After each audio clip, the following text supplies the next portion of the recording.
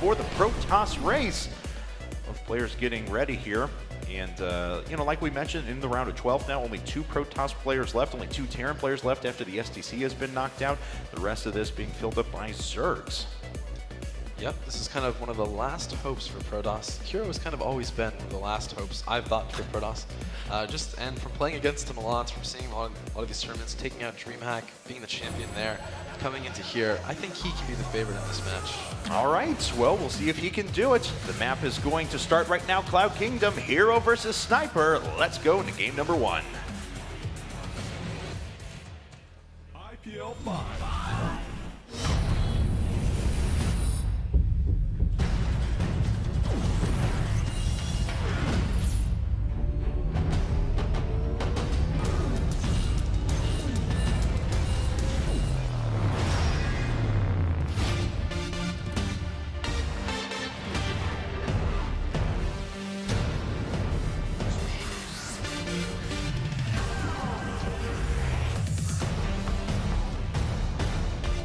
Welcome to IPL 5, Cloud Kingdom. And here we are on Cloud Kingdom, and in the upper right-hand corner of it, we have our red Protoss player from Team Liquid. It is... Liquid HerO. Yeah!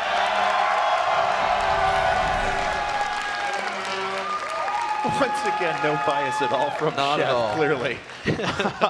Well, he's going to be going up against his opponent here, who is currently in the GSL Code S Finals, a very strong Zerg player. They call him the Mini Dongrigu from Team MVP. He is... MVP Sniper.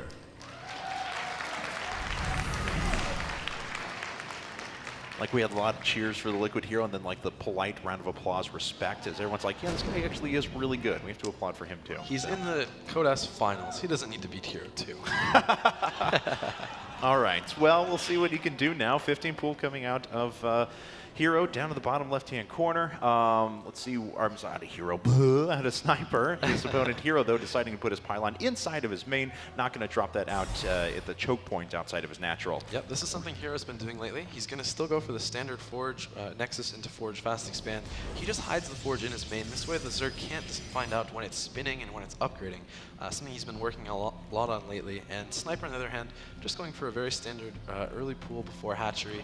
And notice here that HerO isn't scouting at all, which you may think is kind of weird, but he's done this enough that unless it's something absolutely crazy from the Zerg, he can hold it off. It's such a weird turn of events, too. We were talking about the first time, you know, Epic Dolina had gotten really popular, started to get really, really good when he took his first MLG. In the finals against Naniwa, decided to go for roach pressure pretty much every time. Well, that time has passed. We see it every now and again. It makes its appearance in long best-ofs and things like that, but it's a lot safer for Protoss players now to direct their structures away from the wall early on. Yep, and there's the cannon before the gateway, so being a little bit safer than General because he doesn't have this scout. And, yeah, I mean, he's finally got a probe running down there trying to check any sort of weird times. It looks like he's just going to go directly to the third to be able to pick up on that 4-minute third hatchery, but doesn't see anything quite yet, just being chased down by a Zergling. Yep, and the Zergling, nice decision to go to the third with 1. Even if you don't see a probe, you've got to kind of be worried about this pylon being made right here to delay your build. And it's very nice of HerO to know that exact timing and to be able to make that pylon. He may even make another one. Nope, looks like he's just going to be happy with that one to delay the hatchery a little bit. Yeah, delayed it for another 15 seconds or so, and Sniper just used the opportunity, the excess resources, to produce a couple of additional drones, so his economy isn't too affected by this. But again, I mean, you know, you're not trying to do too much there. Obviously, that pylon isn't going to alter significantly the course of the game one way or another. You just want to throw your opponent off a little bit, force them to think outside, get them outside their comfort zone a bit. Yep, and a small thing, something that I've seen a lot of lately is this probe. They're using it to scout much more effectively. They're finding out the timing of the third, and then they're escaping with it a lot of the time. And that's something that you may think, well, yeah, you scout and you run away. But a lot of times, Protoss kind of keep that probe around for too long, get a little bit too greedy with their scouting. And now Protoss have kind of figured out a good way to do that. Yeah, I mean, you know, back at a time when the +1 4-gate was a little bit more popular, some Protoss players were just trying to hide that, drop it over, and put down a forward pylon. As we do have actually a Stargate coming up for HerO, who is vastly favored right now, 57% to 43% in the online voting. So certainly the popular vote going to HerO at the moment. I'm sure you're happy about that. I smiled. I did. Cute little smirk on your face. Anyway, so we'll see what he wants to follow this up with. The Stargate is going to be able to put on some pressure. What variation is he going to go for? Is it going to be Void Ray and a couple of Phoenixes? Is it going to be what's been a little bit more popular lately, just about 4 or 5 Phoenixes? Or I guess 3 or 4 Phoenixes, and getting out there and just trying to scout, pick up drones, force your opponent to put out Spore Crawlers. Yeah, 4 Phoenix is usually a pretty good number, and here he's going to want to maybe pick off the Overlord around the natural first, and then go ahead and go straight to the third, see if he can get a Queen or 2 there. And we're going to have to find and see how... Is it a Void Ray first? Yeah. All right, so Void Ray and then Phoenix. And what you do here is you try and hide whether you're going Phoenix or not. So use the Void Ray to clear all the Overlords around, and then you even wait a little bit using the Stargate just to make sure you're safe, and then you use it if you're going to, or if you do an all-in. All right, so people are reading down at the bottom there of Liquid HerO's heartbeat going up to 160 at DreamHack 2011 whenever they had the heartbeat monitors that were attached there for a while after seeing a couple of roaches. That was a very scary time for Protoss players in PvZ because that overwhelming quick roach strategy was very effective then. And for now, though, looks like HerO's just going to be pushed away for a second. I like how Sniper's not really taking the bait here. You know, sometimes these initial stalkers up at the front will cause a lot of Zerglings to be produced. Looks like Sniper's going to make a few more here as HerO is putting on a bit of pressure, but Sniper had decided to sit back, not be baited into this, and just produce more drones. Yeah, I watched a few games of Creator versus Hyun yesterday, and it was a very similar build here where the Protoss just went in Stargate, put a lot of pressure on with these 3 stalkers, tried to get a lot of Zergling kills, and we don't see that out of HerO. The speed is going to be finishing moderately close, so this is the time when the Protoss has to either run away with these stalkers or just die. Well, this Void Ray is purely being used to clear out Overlords, and so are the Phoenixes. This has actually been a lot of damage done with these Stargate units. They've killed, now this is going to be the 3rd Overlord with the Void Ray. There was 1 killed by the Phoenix down in the bottom right-hand corner, so map dominance does go back to HerO now, who's retreating with his Stalkers, and he's caused a few hundred resources of damage just by clearing out those Overlords.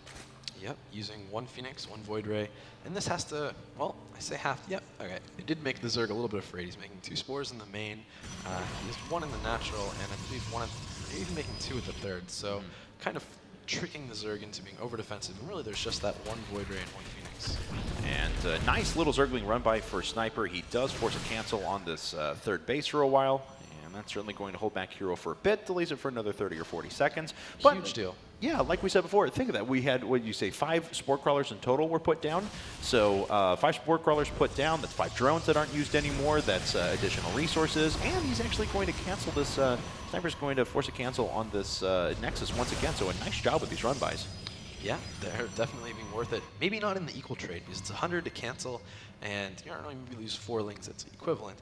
But the fact that the mining time and the gas mining time is being delayed for so long in the 3rd is the big deal. And the pro production, excuse me. Once again, look at this. HerO's being very smart too. He's getting an observer out on the map. He's picking off creep tumors 1 by 1, so he's limiting his opponent's creep production. Like we said before, even though he hasn't killed any workers explicitly with any of his Stargate units, he essentially killed 5 drones by forcing those to be turned into Spore Crawlers. Though a Phoenix does go down, not getting quite the perfect scout that he would have wanted. Indeed. And HerO's still making Immortals, although now he's going up to Robotics Bay, getting Blink. With 3 bases, getting Vespene Gas. A lot of times if you don't get Vespene Gas very early, it's going to be some sort of really quick timing. But with the gas, I have a feeling it's going to be much more of a macro game, maybe a later timing. Yeah, and you know, both these players are players that will like to play towards the later game. HerO pretty adept with his mothership play, very late game compositions, very good control as well. Sniper, certainly a lot of the same things could be said for him with that 4th base coming down, with his macro hatch, with his Spire, Infestation Pit, just really getting everything in place that he needs for the super late game. And even though we've had a little bit of harassment on both sides, you know, this is turning into a bit of a let's tech up, let's wait 15 minutes, and then we'll go at each other. Indeed. Even the creep spread, not too bad from Sniper. He's going to try and go up his ramp at his 4th, and what you want to watch for here is the control of that tower in the front. That's when the Zerg's going to see if there's a move out or not. Until then, he has to be a little bit afraid. HerO just kind of using the Void Ray there to hold the tower, using that Observer too. That's all he really needs to do, to prevent the Zerg from knowing exactly when he moves out. It looks like this Void Ray is going to stand in and just fight the Queen one-on-one. It'll be able to take it out. Of course, if any Queens join that, it would be a little bit more of a difficulty. The Void Ray is limited, but look at that, 10 kills on it already. It's certainly done its damage. Great scout from this Overseer, though. It sees basically everything that HerO had out on the map. Indeed. Now, let me think. What was I going to say? There are 5 hatcheries out for the Zerg, and there is a +1 missile attack for the flying units. That's going to delay, and he's not even making a hive with this as well. So this is kind of him saying, I want to have a big fight right when I hit 200 and before you're at 200, and trade a lot of energy, trade some Zerglings for those Colossus you have, and for hopefully a lot of sentries. So what would that do to a Protoss player then? Are they forced into just remaking whatever cheap units they have? It prevents them from teching up, or does that pretty much just stop their game plan overall? Well, it removes the really cost-effective units and forces them to be a little bit more defensive. And when they're defensive there, that's when you do get to Broodlords. So HerO needs to, or preferably if he can, needs to have an observer around to see when this hive timing is. And it's right now. It's a little bit later than normal. Yeah, I mean, 14-minute hive popping out, and Zerg players have been going for earlier and earlier, some as early as 11.5 minutes up to about 13 minutes usually on average. So we'll see if HerO's able to get to pick up on this, but now's that time you were talking about. Sniper's basically maxed out. He's going to be on 200 supply here momentarily, and he's actually moving into this right now. Those Stalkers actually need to blink away here in a second. I think they actually blinked up to the front, so they don't have any more blink timing. Now they're being fungled, though, so they don't have any opportunity to do anything. The Corruptors pick off the first Colossus very quickly, and now all of a sudden HerO is kind of in a tough spot. Yeah, he had half his army chasing an Overlord instead of fighting the Zerg army, and then just got caught out of position. Here the Zerg has a bunch of options. He can be aggressive, throw out a ton of Infested Terran, do that sort of trade energy for units. Oh, that was really cool. HerO actually put down a second line of force field so that when he moved that Colossus forward, if the Corruptors decided to move forward, he could actually blink down behind the force fields to make sure that no units would actually be able to attack those Blink Stalkers. That was really cool. Sniper didn't take the bait, but he is actually landing right underneath the Corruptors right now, and everything is going to be decimated. The Colossus still remains. Will he be able to warp in enough units to get around the side, though? A lot of Infested Terrans getting put down, and he's zoning everything out at the front while he allows the Zealots to do a considerable amount of damage to the Zerglings on the low ground. Infested Terrans are actually being split up at the top. They are going to do some damage, but overall, HerO did a magnificent job of holding that engagement. He is going to lose some economy, though. Oh, this is perfect for HerO. Sniper was like, oh, I got half your army. I can do it. This is an easy win. But no, HerO had amazing force field. He had a Colossus clutch coming from the high ground. He warped in a bunch of Zealots at a perfect position, got some amazing force fields. This is why you can never count him out. That was really, really impressive, especially, that's a huge turnaround because he had a disastrous engagement around the southern Xel'Naga Tower there for a while. Looks like the Infestors trying to get away, and they are a bit trapped. I think there may be, I'm trying to see if there's some sort of an observer that's flying around checking for them. No, actually, as Legend is pointing out, there are no observers on the map whatsoever. A little bit surprising. One is being constructed right now. Yep. And so now Sniper, after that, has to feel a little bit hurt. He lost a lot of his Infestors. That was his bank. You count on using those Infestors again and again and again. And 5 of them are alive. They're going to throw some Infested Terran and try and bring HerO back to defend that with his army. HerO, on the other hand, looks like he's going for the throat. He's like, I got your army. I don't think you can have an equivalent for what I have right now. 3 Colossus is the magic number. Let's see if it works out magic for him here. Man, those Infestors that are sitting at the top of the map are basically dead weight. They're completely out of energy, and they're not even close to the army, so they're not going to be a factor. Fungal Girls are pinning down a couple of units, but the Corruptors can't even get close enough to engage as the Blink Stalkers were in a decent position. Now the Colossi are retreating to the high ground a little bit. He's successfully sieged up this 4th base, and he's done what he's needed to start putting pressure on this economy. Creator Hive isn't even done yet. It's going to be done in a few seconds, but HerO has found this timing right before it finishing, right before there are any Broodlords. And again, you know, the Zerg has 4 Infestors, but together they have maybe 100 energy. That's only enough for 4 Infested Terran, but this is the fight. Can these Zerglings get a good enough surround on the Protoss army? All right, well, the Corruptors are doing pretty decent damage to the Colossi. 2 have fallen pretty quickly, and the Blink Stalkers haven't even cared about them in the slightest. They were taking care of the ground army and just allowing the Colossi to die, which is a little bit to be expected, I suppose. Looks like the last Colossus is going to go down along with the Warp Prism, so no more reinforcements up at the front. But at the same time, the vast majority of the Zerg army has been taken out. HerO isn't really left with a lot of very high-quality units, though, and so he can't put on pressure directly onto that 4th. He's going to, actually make his way over and pick off these Corruptors, though, which is a nice little addition for him. Yeah, he's a very mobile army, but a very weak army.